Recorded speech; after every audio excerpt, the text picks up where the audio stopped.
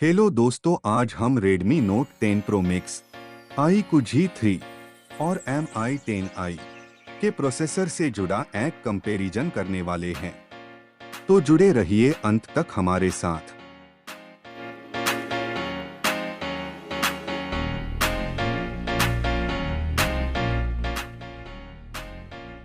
हाल ही में बाजार में आकर्षक किफायती फोनों की बाढ़ आ गई है, जिनमें से प्रत्येक उत्कृष्ट कैमरे, उच्च ताजा दर वाले डिस्प्ले और स्टाइलिश डिजाइन पेश करता है।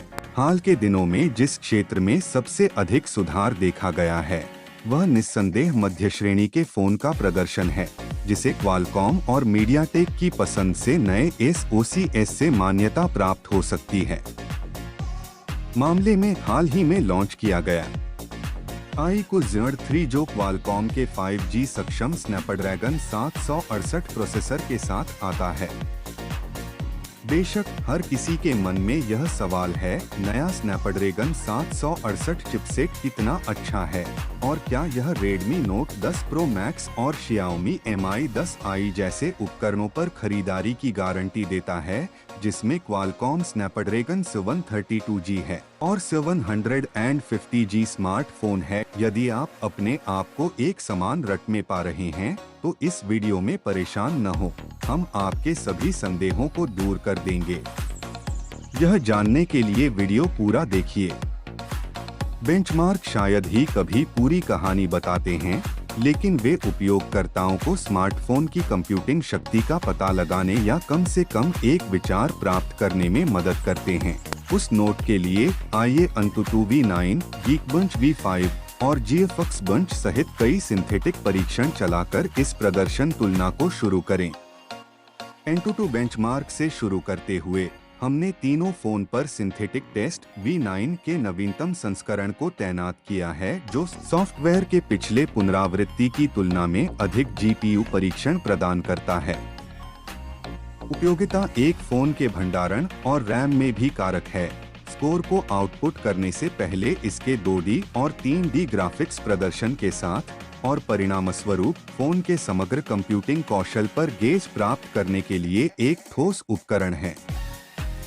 अप्रत्याशित रूप से स्नैपड्रैगन 768 टोइंग iQOO Z3 ने प्रतिस्पर्धा को पूरी तरह से समाप्त कर दिया और पहले रन में 4,52,594 अंक का स्कोर बनाया।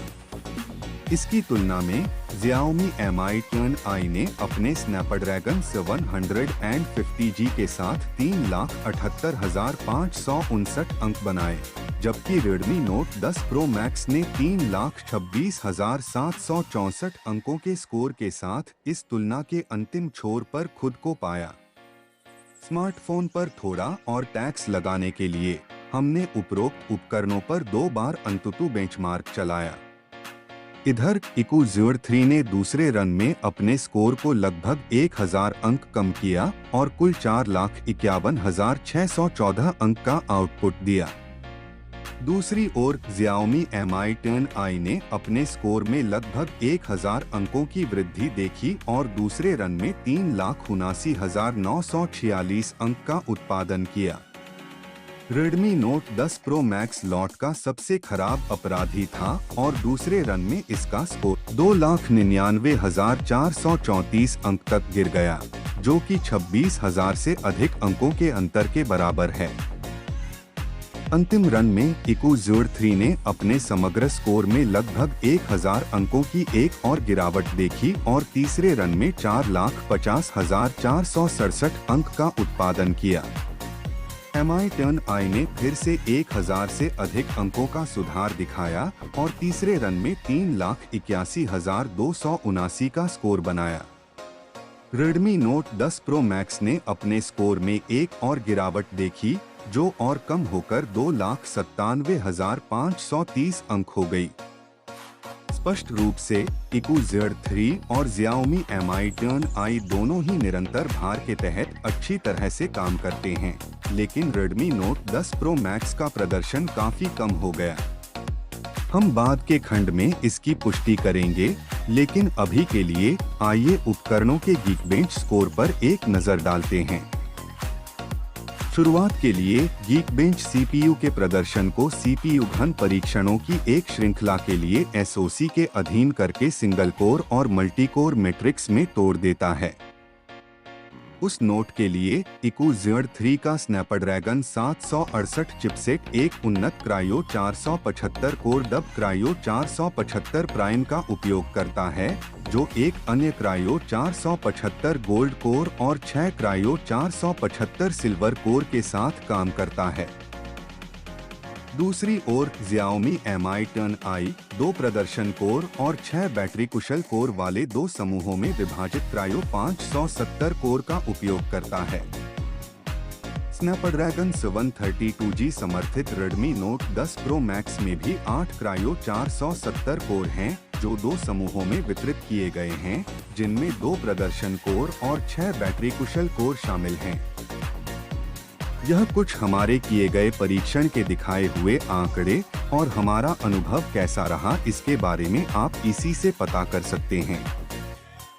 तो हमारे किए गए परीक्षणों में iQOO G3 पहले नंबर पर रहा और Mi 10i थोड़ा पीछे होकर दूसरे नंबर पर रहा और इस टेस्ट में Redmi Note 10 Pro Max आखिरी पोजीशन में रहा। यह डिवाइस पहले परीक्षण में जितना स्कोर दे पाया था उसके 2 परीक्षणों बाद यह कम होकर 80% जितना रह गया था।